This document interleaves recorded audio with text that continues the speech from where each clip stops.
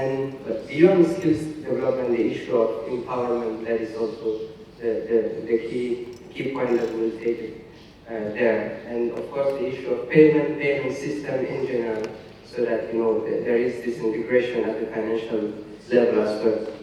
Permettez-moi, mesdames et messieurs, d'introduire rapidement à présent le docteur Mahamadou Khan, qui est le PDG de e-Capital Group, jeune, dynamique, africain, sénégalais, qui a travaillé longtemps dans le secteur privé, mais également qui réfléchit énormément sur les solutions les plus innovantes. Et aujourd'hui, nous voudrions, docteur, que vous nous parliez un peu de la question de la bancabilité, parce que bien entendu, beaucoup de nos États membres ont du mal à avoir des programmes qui soient structurés et bancables.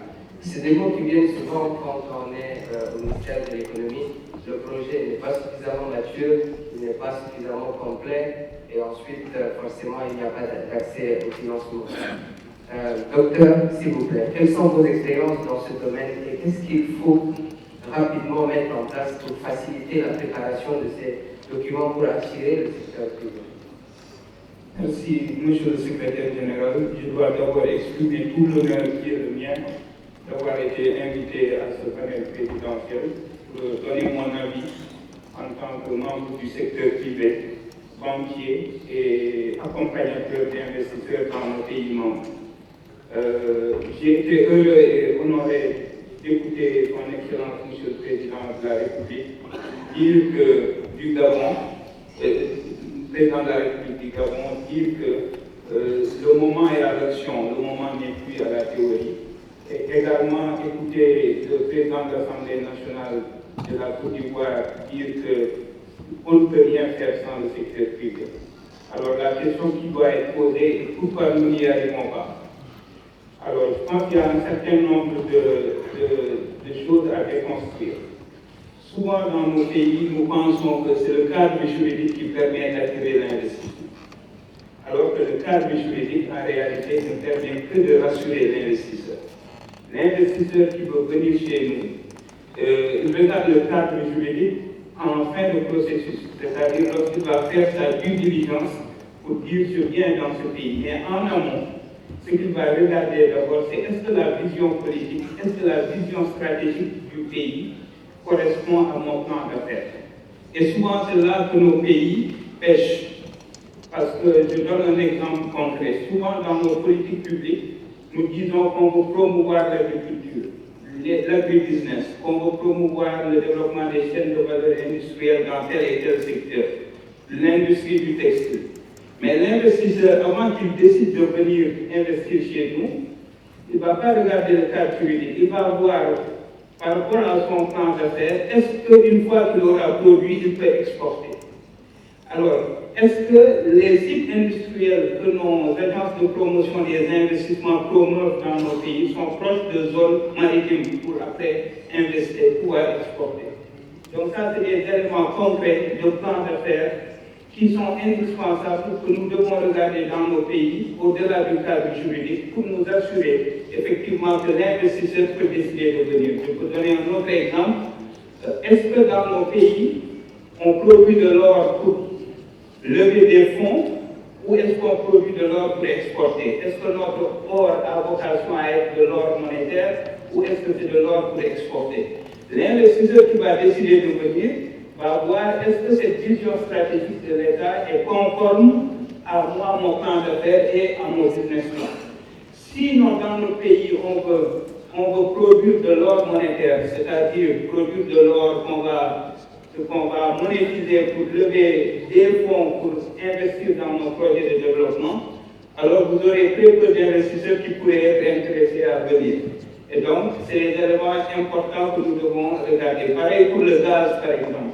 Si aujourd'hui vous produisez du gaz pour principalement réduire les coûts de l'énergie dans votre pays, alors vous n'exportez pas, alors l'investisseur il va regarder est-ce que moi j'ai intérêt à aller dans ce pays parce qu'il va produire du gaz non pas pour que je puisse l'exporter et en tirer des bénéfices immédiats, mais le pays, la vision du pays, c'est de produire du gaz pour réduire les coûts de l'énergie. Et en ce moment, l'investisseur qui pourrait venir pour explorer pourrait d'ores et déjà dire qu'il n'est pas intérêt à venir. Donc le premier élément, avant même le cadre juridique, c'est de nous assurer que notre cadre, notre politique, notre vision stratégique en matière d'investissement sectoriel est conforme aux aspirations des investisseurs, à leur plan d'affaires. Parce que n'oublions pas que derrière l'investisseur, il y a le banquier.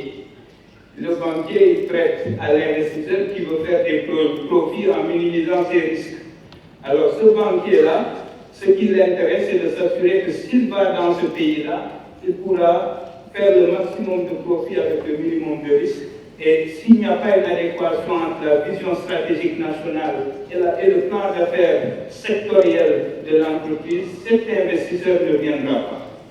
Deuxième chose, une fois qu'il est là, une fois qu'il décide de venir, c'est là que le cadre juridique devient important.